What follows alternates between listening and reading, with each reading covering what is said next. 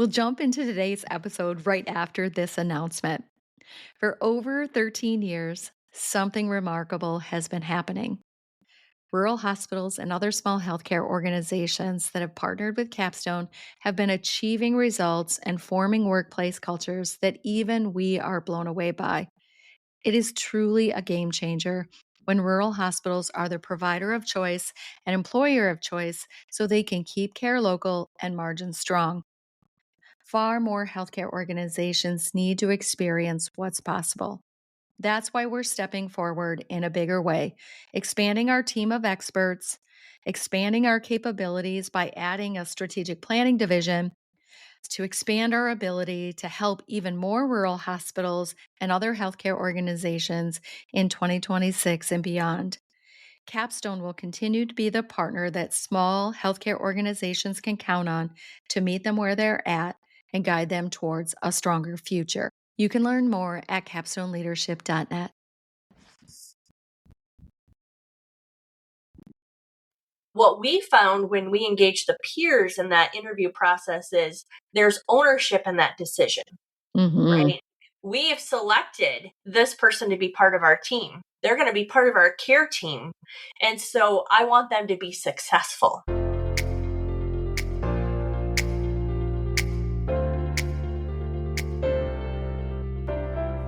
Welcome to Culture Change RX, the podcast for healthcare professionals that are committed to creating a thriving workplace culture, improving the experiences of employees and patients, and ultimately unlocking their organization's next level of potential.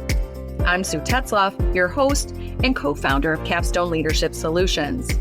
Join me and my insightful guests each week as we share actionable insights for navigating the crucial people side of the business of healthcare.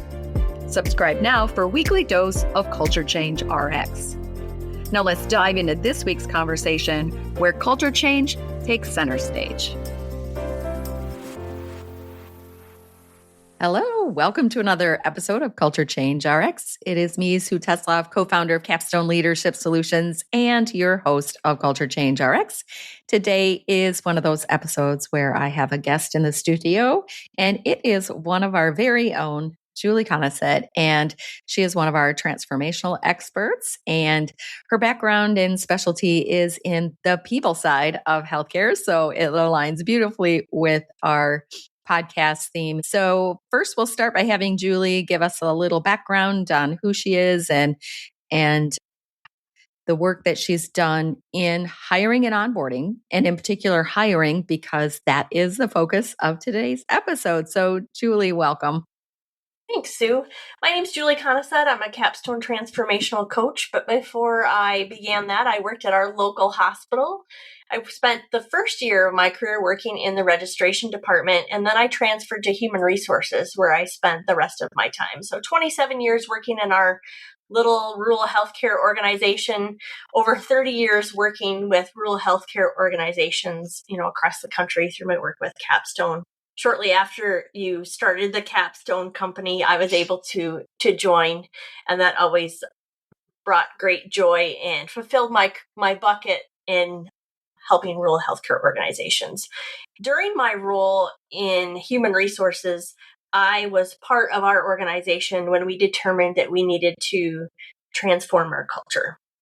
So I had the opportunity to lead the employee experience team, the employee communication and training team, and I was the right hand to our initiative champion.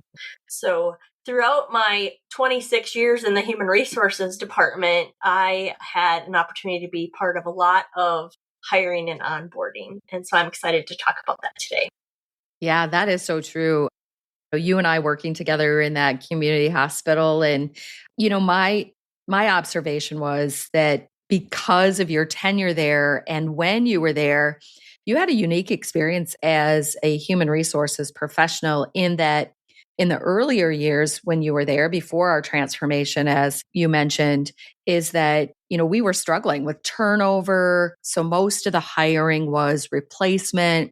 We had a 24% turnover rate. We had 40% vacancy rate in nursing when I was the chief nursing officer there, when I first started my role there. And so hiring was, really a critical thing to keep operations going. And it was mainly for turnover, replacement of turnover. But, after our transformation, we moved in quickly into a growth period. And our little community hospital went from 324 employees to well over 900 in a period of just a few short years. And so hiring really was adding. It was growth driven for the most part.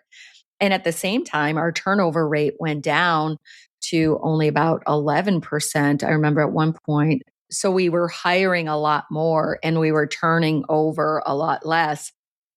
So you've had experience with hiring and the practices of hiring during times of stress and crisis, but also during the time of just, positive, good growth and adding. So with that in mind, I think that's all to say. People, listen up. Julie has a lot of experience here, and we're going to tap into that today. And I know that our partners in for wide scale organizational transformation in their smaller rural healthcare organization, this is the kind of stuff that you're teaching and coaching them and supporting them. And our entire team is each and every day, because it is one of the 9 core leadership practices, hiring and onboarding. So let's get into it, but maybe not start exactly where people might think we would start, is on some of the evidence-based, well-tested practices, tactics that we can use for better hiring. But let's start with the mindset piece of it. Like, I know, and that as our organization shifted from that crisis type hiring to growth type hiring, and even in both scenarios, selection mindset is so important, and that shift actually helps us do better with the tactics and the practices when we have different mindset about hiring. So let's start there with selection mindset. What you got for us, Jules? Sure. So really just to back that up a little bit, the hiring process is really a combination of all of these tools, right? And without these tools, we may only get it right like 40% of the time. Like we might not hire the right person. So I think a lot of our success started when we did start looking at the selection mindset. And we ask ourselves, what do we want? What is it we want this person that we're hiring to have? What skills or attributes are we hoping to gain, right? So, when we're teaching this, we challenge our learners to ask themselves, if you were to think of your best employee, your very best employee, what are 3 things about that employee that you would want? We've always said, if we could carbon copy this person, like if we could get another one of them. Yeah, if we had 100 of these people. Right, yeah. that would be great. We would be successful then. So kind of asking ourselves with that selection mindset, what is it that we want? What does our very best employee have? And so we ask ourselves that. And then to take it one step further and to elevate that and to say, okay, so the employee that's leaving, what are the very best things about them? What are 3 things about them? And then maybe what are 3 opportunities that they had for improvement? Were there any weaknesses that, so you're looking at the whole picture in that selection. And when we talk about that selection mindset, we have the culture fit. We want someone that's going to benefit our team, right? But we also have the culture add. So what could they add or bring to our team? So we don't want to have 15 Julies or 15 Sues, right? We want to have a little bit of diversity. So that's really what that selection mindset challenges us to do, to think about what are some of the attributes that we want this person to have. And so then we start to hire and we look at our applicants through that lens, right? Mm-hmm. What could they add to our team? Is this someone that is really analytical, and we don't have a lot of analytical team members, but that's something that we need that, could add value to our team. And so we look at that. And, from an HR, my due diligence here is to make sure that we are absolutely hiring to meet our job descriptions, right? Mm-hmm. Mm-hmm. We want to make sure that the skills and qualifications are there. But beyond that, we want to make sure that we're looking at behaviors. Mm-hmm. Yeah. You mentioned about, skill and behaviors being two to areas of focus of fit and add, like, what do we want? What do we need? What elevates us? What expands us? And there's a lot of entry level jobs in healthcare, which I think is so cool. And we may, in certain areas, be able to hire for behavior and train to skill. And in other ways, we can't do that. Like, we may not be equipped to train up people in certain areas, but there are. And entry level jobs, I remember, and still here today, is that entry level jobs can be a high area of turnover in rural healthcare organizations and those hard to fill positions.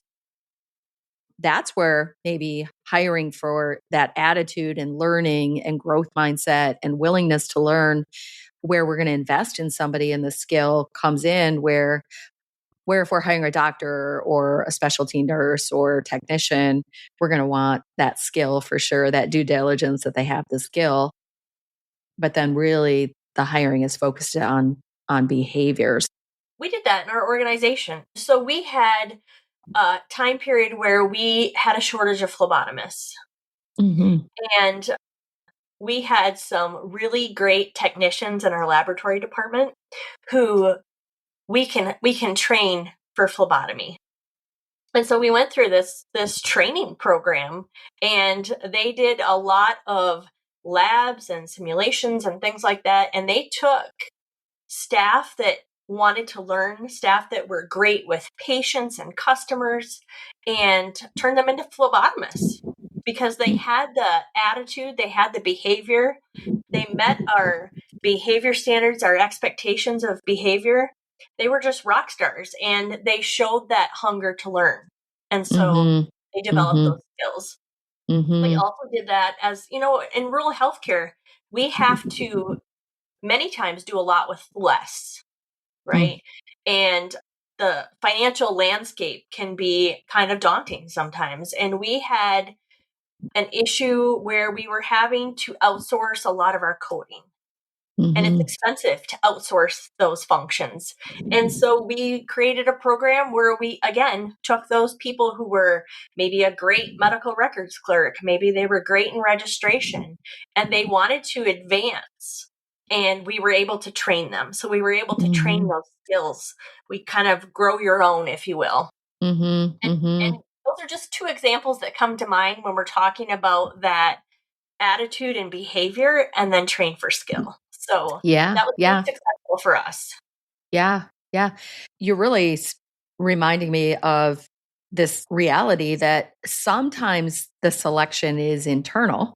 So we're selecting people to move into other roles where we might train them up. And now we already know what kind of employee they are. And we kind of have a different insight on internal candidates for internal roles and opportunities, like you're talking about there, of taking somebody who came in an entry level position, and now we're selecting them to be in a role where they don't have the skill, but we're going to commit to investing in them because we know them, and we're willing to invest in them because of what they've shown us already. When we're hiring from outside and we're looking for those new adds to our team from the outside, I love this idea of culture fit, but also culture add, skill fit, but maybe skill add. It reminded me, Julie, of CEO Rob at Rainy Lake Medical Center, who he and I spoke at a conference for the Minnesota Rural Health Association last year. And I don't know how many times he said it, but a common theme of his message was that we don't settle. We just don't settle on hiring, whether it's a general surgeon, whether it's a registration clerk. We can't afford to settle when we're an organization that has a mission to provide excellent care to our community and be an employer of choice and a provider of choice. Like, we just can't settle on hires. So let's talk more about, unless there's more to add on mindset, let's start talking about maybe some of the things that help us get this right.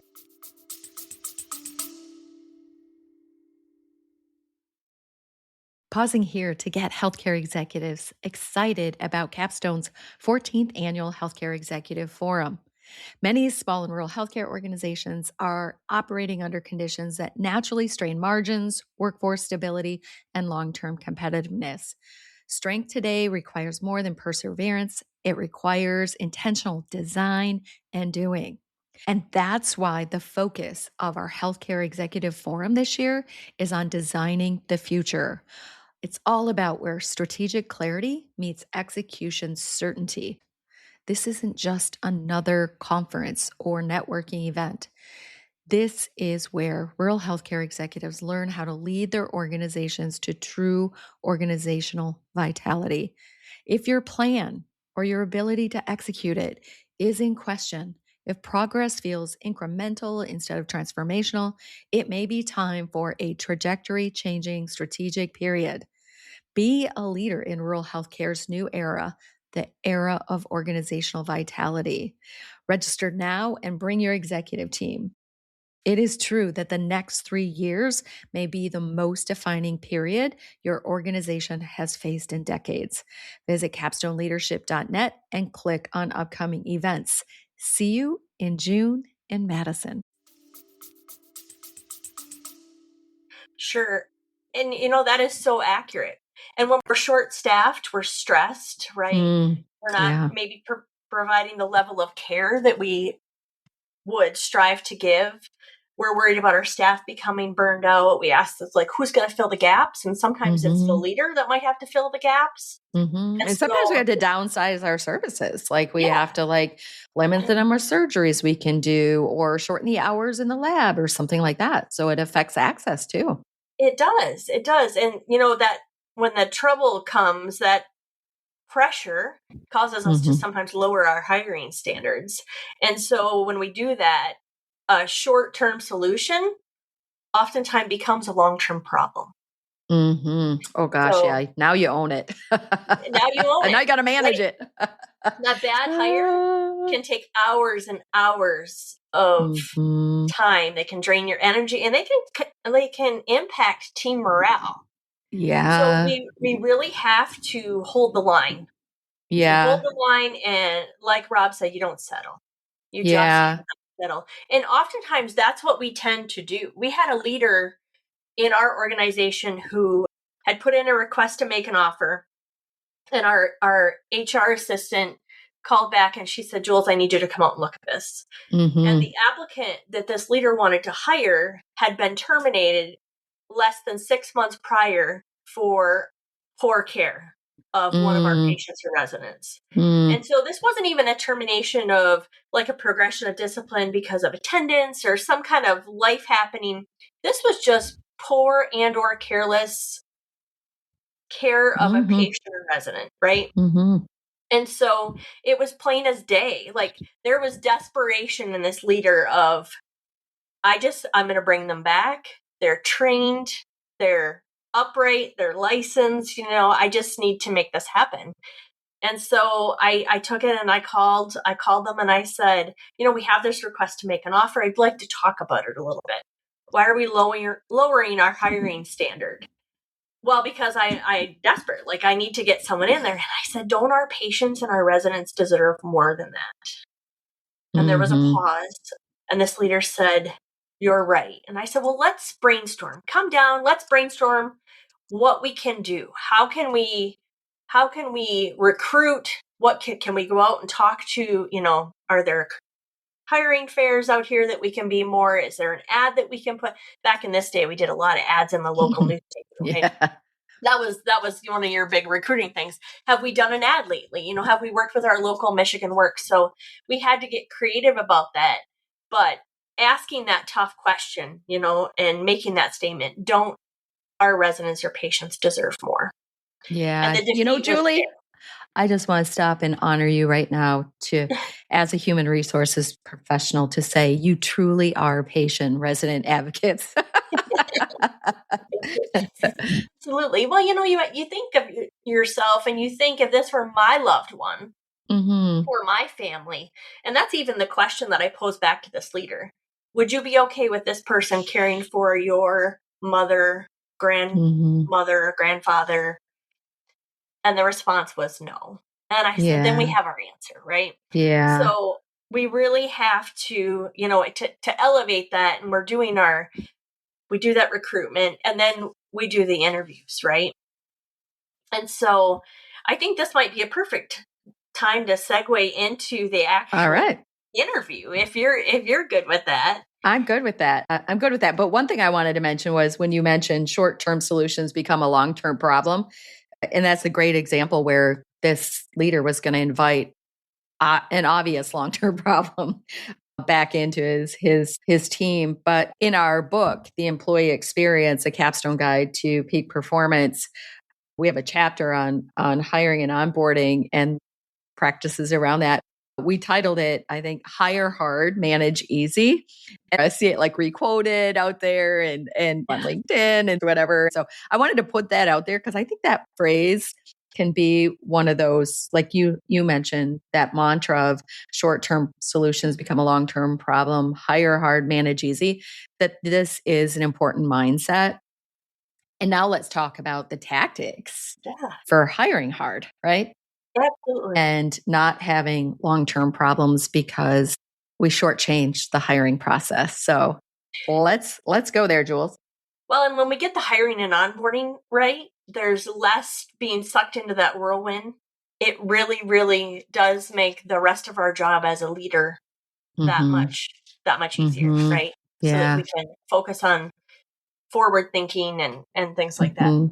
So behavioral-based interviews is something that we rolled out in our organization, and they're pretty common now. At the time that we started using them, they were not very common, but for anyone that might not know what a behavioral-based interview is it's an interview where we're actually looking for scenarios and experience. So years and years ago, we would go into an interview and you would sell yourself, right? You said everything that the person that was interviewing you wanted to hear. And so it wasn't necessarily a true reflection of how you handle situations. So what we found is that behavioral-based interviews, past behavior is predictive of future behavior. And they are so insightful. And we had the opportunity in our organization, we had a software program that we were able to use. So there were tests that our applicants, they would fill out an application. If we screened their application and we felt like they were someone we wanted to bring in for an interview, they went through these series of questions. And the system would spit out questions for us. We still had some that we tailored our own, but it would spit out questions for us. And it would highlight if there were areas that we should be concerned about. For example, if there were attendance issues, there might be it might flag that and give you some additional questions to drill down. Do you need a software to do these? Absolutely not. You can come up with your own behavioral-based interview questions. And one of the acronyms that we used is called the EAR method. And so what we're listening for the E is event. What event occurred? And the A is the action. So you're listening to what the event was, what action the person took. Because remember, past behavior is predictive of future behavior. And the R is the result. So when you jot down that little acronym, you just write down what you're listening for.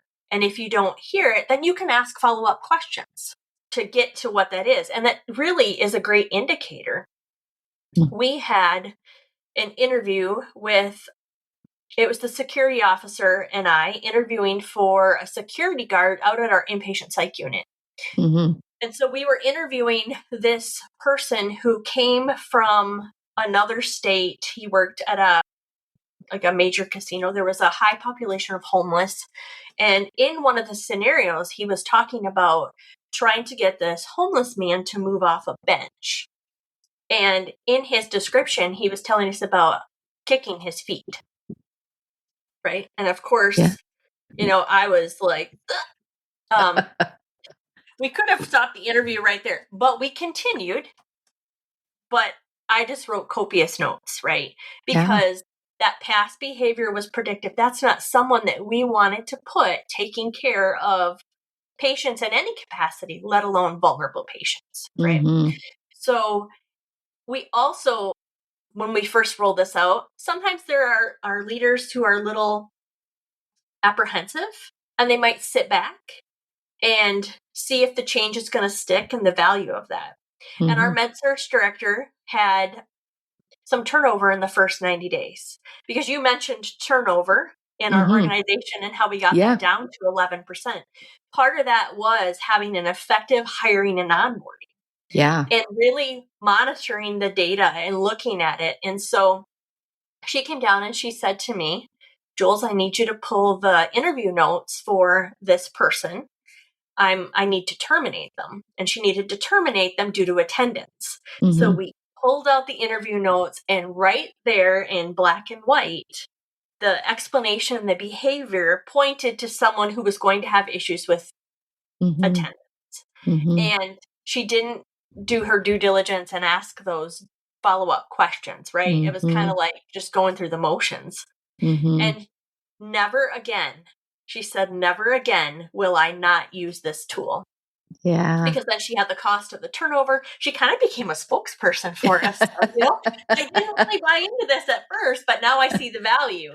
Yeah. And so that was really amazing. And so when we started, but it took practice, right? Yeah. It took training to get into what is a behavioral based interview. But when we started to see the value, we started to get even better and more successful with our hiring. Yeah. You know what that makes me think of is that retention really does start with hiring, is that you're baking that right in there. And she learned that lesson right there, is that, and we used to say this in nursing, was probably still said, is that discharge planning starts on admission. And I think retention starts with recruitment. And so here's a great example of that. And so, now you've got another believer in behavioral based interviews.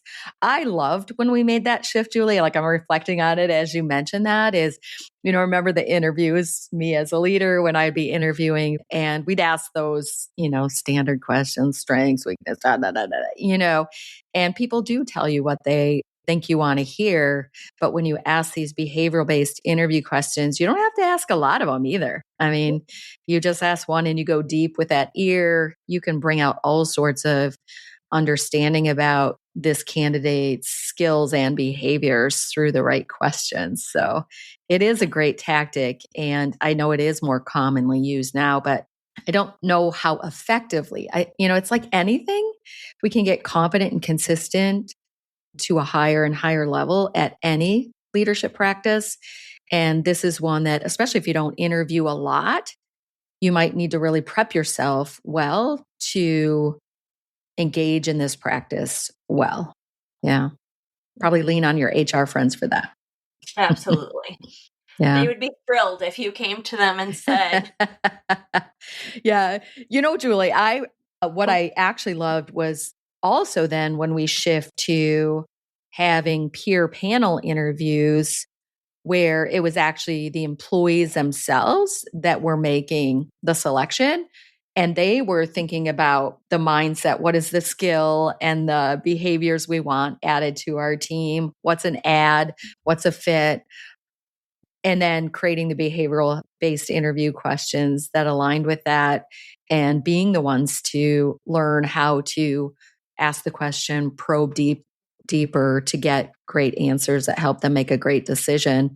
And then when they select people themselves, they're probably more likely to set them up for success in the onboarding process too. So anything else you might want to add about behavior-based interviews, or maybe even not just leaders in HR, but employees using these to hire their peers?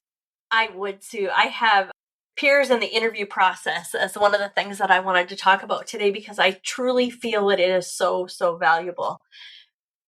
Obviously, they need to be trained. You want to make sure that your employees are trained so that they know what questions they can and cannot ask, as well as they're confident in being part of that process. So the biggest thing is that you don't want to pass an applicant to a peer interview panel that you can't live with. So as HR and the leader that's going to manage them, right? Like both? Yeah. Right. So you want to make sure that you have done your due diligence as a leader And sometimes I feel like this is where we would cut corners. But we always learned from our mistakes and our opportunities. And sometimes, the leader it might just be a phone call where they call and they do a screening of and asking them some key questions of whether or not they're going to pass them on to their peers. But what we found when we engaged the peers in that interview process is there's ownership in that decision, right? We have selected this person to be part of our team. They're going to be part of our care team. And so I want them to be successful.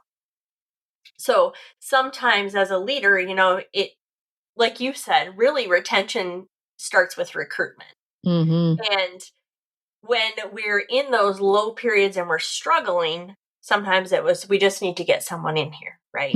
But when we have the peers be part of that process, there's ownership in that decision. And I'm not bringing anybody in on my team that I'm going to have to clean up after. It's going to be a weak link. Yeah.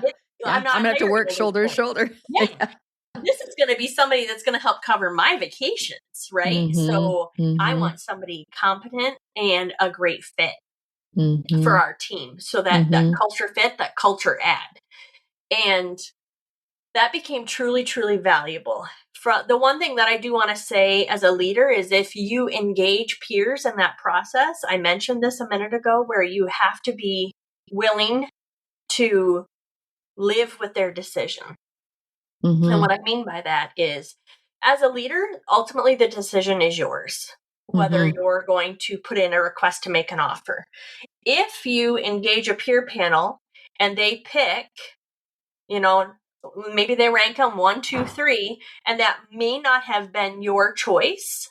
Like I said, ultimately the decision is yours. You can be part of that conversation after all the interviews are had, but to not pick or go against your peer panel, it can be truly damaging because they're not going to want to be part of a peer because it's like you empower them and then you usurp their decision, and now you've created a disconnect between leadership and empowerment. And you told me that my voice really doesn't matter. And so I've been on panels where the leader went against the entire group. And I remember one, it was a unanimous. They selected their number one candidate. And the manager said, I'm going with this one. It was like, why bother putting of my time to be part of this if my voice doesn't really matter? It really damaged relations. Yeah, right? For sure. And the next time it came along, that panel didn't want to participate.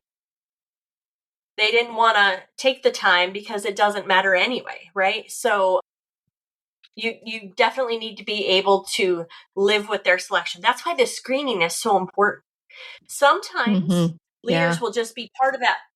They'll include the peers in that interview process and they do it together, right? Yeah. And if you do that, I would just encourage you to go last when you're sharing your feedback. Gotcha. Ask them to go first, right? Right. Ask them to go first. Julie, that reminds me of when I was a chief operating officer. Our environmental services department was one of many departments that I had administrative responsibility for. And they, again, an area historically where there's a fair bit of turnover, but they reduced that pretty well over time. But they did have a really active peer panel interview process and a team that really owned that whenever they needed to hire somebody for their team. And I remember one time that they made a selection of a candidate. That candidate joined their team, but in the end, this candidate, this new hire, didn't make it through the probationary period because of attendance issues. And of course, that was one of the things that they did ask questions about in the peer panel, because they did have an absenteeism problem that they had goals to overcome. So it was certainly something they were hiring for, was that dependability, that showing up, not leaving your team short. And this candidate, didn't make it through probation and had to be terminated. And I remember the day that termination happened. And of course, the word got out to the team that that employee didn't make it through probation and that they were going to have to interview candidates again to refill that position. And they were, of course, deflated by that. They were frustrated because the process that they used, they hoped would avoid, this outcome of somebody not being successful in the probationary period and beyond. And so I remember I remember this moment, they were standing by the time clock, getting ready. 3 of these housekeeping department members that are on the peer panel interview process. I remember them standing there by the time clock and they were discussing this, thing that happened in their department that day, that this candidate was terminated and that they were going to have to interview more candidates and select somebody new for the position.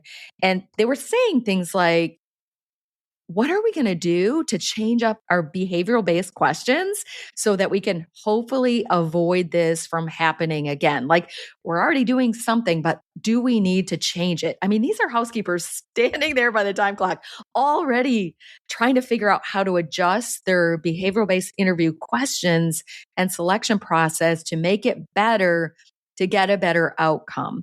Even though it's never going to be 100%. We know that, right, Julie? But they were standing there taking ownership for that decision they made, the outcome of that decision, and they were using that to try to improve the process. Now, we would often consider that a leadership behavior, right? And these are housekeepers that are taking a leadership role. They're on the line of leadership, and it matters a lot to them to get this right because it impacts them. Like you say, these are people that cover their vacations, and if they don't show up, they maybe have to carry a heavier workload. So they were very invested in the decision and very invested in getting it right. But before that, Julie, what could have been the conversation at the time clock that day if they weren't involved, if they weren't part of the process, and it was something that just leaders do, that HR does, is select who's on their team, is I think the conversation would have been more like this. Could you believe that our boss selected that person? And we had to invest so much time and energy in teaching them and precepting them and put all that time and energy in that. And now we've got to start over again. What was she thinking, right?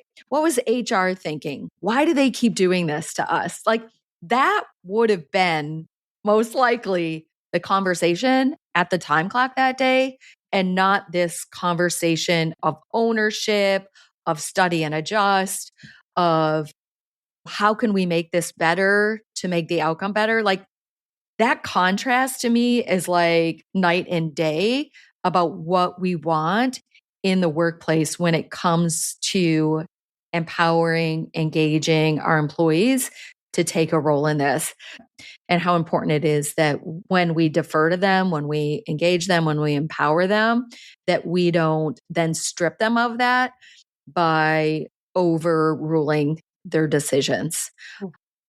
And so, unless there's a darn good reason, something that comes out after the fact, and that can happen too. I know we have some stories of that, not that we have to tell them today, where, we learned something in HR, we learned something in leadership that we didn't know when the peer panel interview was making their decision. And we just have to bring that new information to them and trust them with that. And then we go from there. So what else you got for us, Julie, for helping us get this more right? I really think that story just kind of solidifies sometimes we've heard in training, I'm sure you've heard this, Sue, leaders are like, but that's my decision. Like, it's my job to make sure that I'm hiring the right people. And just reaffirming that, yes, the final decision is yours, but there's so much value in engaging the peers because they're more apt to make sure that they're successful, that these individuals are successful, as we transition into onboarding. And I know that you and I talked about that today. Hiring is only the first part of crucial of getting the right people to join your team. And then there's a whole nother section of their success, which lies in onboarding, which someday I'm sure we'll be able to discuss that as well. Definitely. That's a whole nother episode, isn't it? To onboard well. One thing that we haven't talked about yet, and maybe this is something to end with, and maybe you also have something else to just sprinkle in here at the end, is I really got to thinking as we've been talking about this conversation about the contrast of hiring during times of stress when, our vacancy rate is high, our turnover is high, we're really stressed in operations because of that, to a time where we're in growth, etc. Is that also part of that contrast of, we were doing more hiring and we were better at it later on after our transformation, but our transformation was really about becoming an employer and provider of choice. Like before our transformation, when our vacancy rate was high and our turnover was high, we definitely would not be a magnet for talent, right? To either retain or recruit. Like we weren't the place where I'm like, oh, I want to go get a job at our community hospital. Like we weren't that employer. Like we didn't have a reputation. And so our applicant pool showed that, right? Mhm. Like Yeah. the quantity and quality of applicants showed that we weren't a magnet for talent. And when we transformed, and there was a lot of pieces to that, it's not one thing, it's a combination of things. But when we made that shift of our culture, of our leadership, of our organization and its high standards and all of those things, and we really did become an employer of choice with low turnover, high engagement, great results, etc., is that our applicant pool got bigger and better. And so now we're selecting from a different pool and we're getting applicants from farther out, farther out. And I remember positions where I remember one where we had almost 100 applicants for Mhm. a position.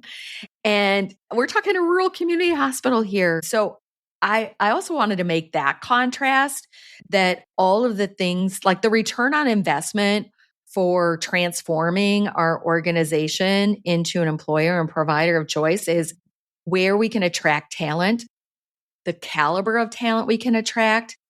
And then also the other side of that is the kind of care we can deliver when we have that talent to leverage for patient care.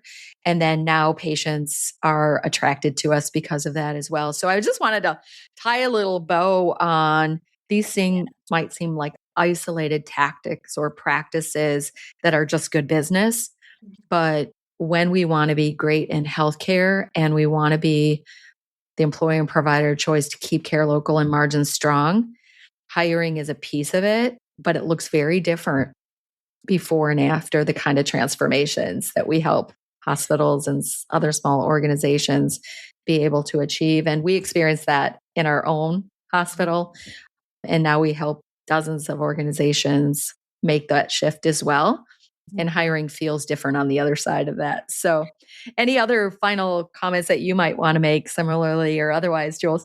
Sure. Just to add to that, when you talked about the applicant pool, I remember looking at, we had 1,000 applications and we had right around 975 employees and we had 1,000 applications in the drawer. So we had options. Yeah. And when you said that about our applicant pool getting bigger, it made me think of that yes, we had 1,000 applications in the drawer. Yeah. So we were definitely attracting talent, local talent from other places that were willing to relocate to come there. And that wasn't just by chance. Mm-mm. That was truly the work that our organization did and that we've helped other organizations across the country do in transforming their culture. Mm-hmm. And when we first began, I talked about hiring being just a combination of a lot of tools. Mm-hmm. And creating a culture is a combination of a lot of tools and tactics that are part of the leadership bundle. Mm-hmm. And hiring is just one part of that. But you also mentioned about us reducing our turnover and reducing our turnover to 11%, we know how much turnover costs an organization. Yeah. And that was a huge benefit to our organization to be able to reduce that turnover and reduce those expenses and overtime and recruitment and traveling. travelers, to fill those voids. So, Yeah. which, was truly rewarding for us as an organization. Yeah. Yeah. And turnover has some unmeasurable costs too, such as the impact on the team and the impact on patient care that maybe we don't even think to quantify, and it might be hard to quantify, but it's really there as well. And it's Is the ripple effect. hard to put a dollar amount to that, but we have all been in organizations where maybe it's primarily travelers, right? And they may be referred to as the B team.